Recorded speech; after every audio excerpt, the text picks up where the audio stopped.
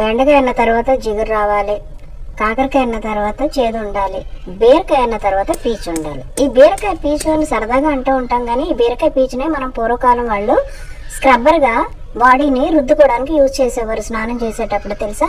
ఇప్పుడైతే మనకి plastic scrubbers అవైలబుల్గా ఉన్నాయి. పూర్వం వాళ్ళు మాత్రం దీన్ని యూజ్ చేసి బాగా ఒళ్ళంతా రుద్దుకునేవారు అనమాట. ఈ విధంగా రుద్దుకుంటే చాలా ఆరోగ్య ప్రయోజనాలు ఉంటాయి అంటారు. ఇదేంటంటే స్కిన్ పోర్స్ అంతటిని బాగా క్లీన్ చేసి ఆ డర్ట్ అంతా బయటకు తీసేస్తుందట. ఇదిగోండి, ఇలాగ బీరకాయ పీచుని గట్టిగా ప్రెస్ చేసేసిన తర్వాత కట్ చేసేస్తారు. కట్ చేసేసి దాన్ని పెట్టి ఒళ్ళు రుద్దుకునేవారు అనమాట. ఇప్పుడైతే మనం ప్లాస్టిక్కే కదండి, ఆర్గానిక్ ఏమి యూజ్ చేస్తున్నాం.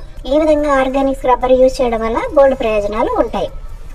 చూడండి, ఈ విధంగా కట్ చేసేవారు అనమాట. కట్ చేసిన తర్వాత దీన్ని పెట్టి ఒళ్ళు రుద్దుకునేవారు. ఈ ఒక్క పీసు, ఈ చిన్న ముక్క సరిపోద్దంటండి, సంవత్సర కాలం వస్తుందంట. ఏమాత్రం స్క్రీన్ రుద్దుకుంటే మనకేమి గీతలు అయితే పడిపోదు. చూడండి.